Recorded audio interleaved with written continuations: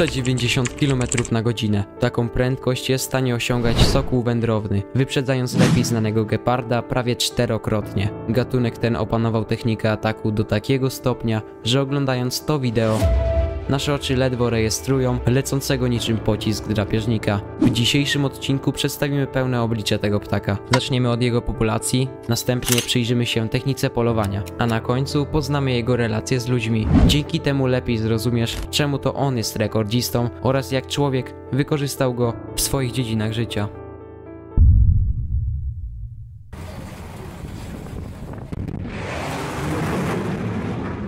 Oto amerykański samolot F-18 i jak widać przebił on barierę dźwięku, na co wskazuje charakterystyczny obłok tuż za nim. To oznacza, że musiał poruszać się z prędkością co najmniej 1225 km na godzinę. Jednak pamiętajmy, że samolot jest tylko maszyną. Sokół wędrowny osiąga natomiast prawie 4 razy gorszy wynik, ale za to przyjęty na klatę. Co prawda, jeszcze o tym nie wspomniałem, ale jest on najszybszym zwierzęciem na Ziemi. Jego niesamowite zdolności i klasę samą w sobie ludzie zdołali ujrzeć już dawno temu. Być może to właśnie egipski bóg Horus nosi jego głowę, ale tutaj nie mam 100% pewności. Za to wiem, że w latach 40. i 50. XX wieku jego populacja drastycznie spadła, a z wielu krajów całkowicie zniknął. Było to spowodowane wprowadzeniem pestycydów do zwalczania owadów. Środek gromadził się w organizmach ptaków, co skutkowało osłabieniem skorupek jaj do takiego stopnia, że kruszyły się one praktycznie od razu po złożeniu, w wyniku czego światowa populacja osobników już praktycznie tylko malała. Na szczęście nie pozbawiliśmy się tego ptaka na dobre. Jakiś czas później wprowadzono zakaz używania tej substancji odpowiadającej za cały kataklizm oraz rozpoczęto programy mające na celu reintrodukcję gatunku na dawniej zamieszkiwane tereny. Starania okazały się niezwykle skuteczne. Od kilkunastu lat ptak ten posiada status najmniejszej troski, czyli krótko mówiąc, jego populacja jest stabilna i występuje dosłownie na całym świecie, nie licząc Antarktydy i terenów o zbyt trudnych warunkach klimatycznych. Światowa populacja jest szacowana od 100 do 500 tysięcy dorosłych osobników. Tak, wiem, spora rozbieżność, ale liczenie ptaka, który żyje na całym świecie, raczej nie jest łatwe. Dużo prostsze jest natomiast oszacowanie polskiej populacji. Obecnie w wyniku reintrodukcji na naszej ziemię sokół wędrowny gnieci się na ponad 30 stanowiskach lęgowych. To niedużo, ale przynajmniej sytuacja jest stabilna i najprawdopodobniej liczebność będzie się zwiększała. Gniazda zainstalowano zarówno na terenach leśnych, jak i najbardziej zurbanizowanych. Jedno z nich znajduje się na Pałacu Kultury i Nauki w Warszawie. W internecie możemy znaleźć naprawdę wiele kamer transmitujących życie tych drapieżników. I to głównie w miastach. Tutaj macie lokalizację w mieście Berkeley w Stanach Zjednoczonych. Obecnie, jak się pewnie domyślacie, idealnie odwzorowują to wieżowce. Tak naprawdę każdy z nas może sprawdzić, gdzie gniazduje ten gatunek. Przykładowo na stronie peregrinus.pl macie mapę Polski z oznaczonymi miejscami, gdzie sokoły te wyprowadzają lęgi. A jak już mówiłem, w Polsce kilka takich lokacji jest, a nawet kilkadziesiąt. Ale przecież zapewne weszliście tutaj, by dowiedzieć się, jak sokół wędrowny poluje oraz dlaczego jest najszybszy na świecie. Już tłumaczę. Zacznijmy od tego, że ten ptak polega głównie na wzroku. Węch nie ma tutaj większego znaczenia. A jeśli jeszcze nie widzieliście filmu o ptasim powonieniu, to omawiany dzisiaj gatunek też ma tam swoje akcenty. Ale wracając do pierwszego zmysłu. Pozwala on sokołom dostrzec ruchy ptaków z naprawdę dużej odległości. A jak wiemy, jest on ornitofagiem. Jeśli wypatrzy ofiarę, nie zaczyna jej gorączkowo ścigać jak wiele ptaków drapieżnych. Zamiast tego wzbija się maksymalnie wysoko, często w pełnym słońcu, by być mniej widocznym. Wtedy zaczyna się magia, a dokładnie nurkowanie. W odpowiednim momencie otwiera pazury i uderza ofiarę. Często jednym, z pozoru lekkim uderzeniem. Następnie zabiera ją w locie na miejsce spożycia. I oto cała tajemnica ataku, która oczywiście musi zostać wyuczona w praktyce.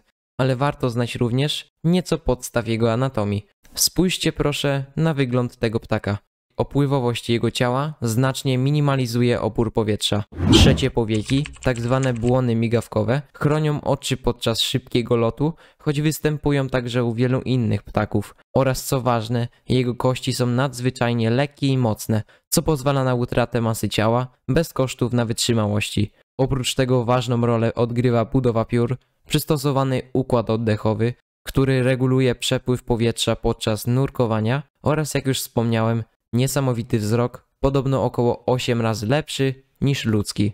A skoro już jesteśmy przy polowaniu, ten atak, choć nadzwyczajny i piękny, nie został wykonany przez sokoła wędrownego, a przynajmniej według tytułu. Zamiast tego był to jego krewny z Ameryki Północnej, czyli sokół preriowy, przy ataku osiągający około 100 km na godzinę.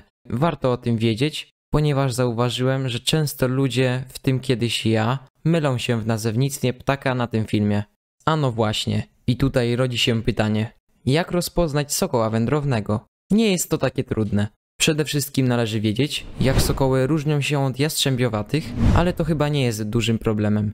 Jeśli chodzi o cechy charakterystyczne, to na pewno jest to intensywnie żółty dziób oraz, co najważniejsze, kolokwialnie mówiąc, gatunek ten posiada charakterystyczną czapkę i wąsy biegnące wzdłuż policzków. Wszystko w kolorze czarnym. Ale żadna z tych cech zapewne nie będzie na tyle pomocna, by rozpoznać go w locie. Okazuje się jednak, że ma on swój specyficzny styl wykonywania tej czynności. Szybkie, energiczne uderzenia skrzydłami, chaotyczne ruchy, ale przede wszystkim całe prążkowane ciało i wyraźnie zagięte skrzydła. Do tego dochodzi jeszcze praktycznie zawsze złożony ogon. Są to chyba najważniejsze cechy i myślę, że po takich informacjach najzwyczajniej powinniście go rozpoznać. Ale chwila. A na końcu poznamy jego relacje z ludźmi. Tak, to prawda. Człowiek zjednał sobie sokoły i nauczył się je wykorzystywać nawet do własnych celów. Na przykład do polowania. Stąd też jedną z gałęzi łowiectwa jest właśnie sokolnictwo. Choć wbrew samej nazwie zalicza się do niego także tresowanie jastrzębiowatych. Sokół wędrowny jest jednym z najpopularniejszych gatunków wybieranych do tego typu celów. Oprócz niego dużym zainteresowaniem cieszy się choćby raruk i orzeł przedni. Kolejno dwa najszybsze, zaraz po dzisiejszym gatunku ptaki na ziemi, oczywiście statystycznie. Młode osobniki sokoła wędrownego często na początku są uczone rozpoznawania opiekuna, co buduje silną więź między ptakiem a sokolnikiem. Tresując je, ludzie często korzystają ze schematu zadanie, nagroda. To skutkuje wracaniem na rękawice oraz zbudowaniem lepszego zaufania do wspólnego polowania. Jednak nie robi się tego codziennie, więc niezbędne są także loty treningowe, by utrzymać ptaka w dobrej kondycji. Ja sokolnikiem, jak widać, nie jestem, ale jeśli oglądają mnie jacyś, to zachęcam do podzielenia się w komentarzach swoimi doświadczeniami na ten temat. A jestem pewny, że tacy pasjonaci na pewno się znajdą. I tutaj o mały włos bym zapomniał o jednym z najlepszych zdjęć w internecie na temat dzisiejszego ptaka.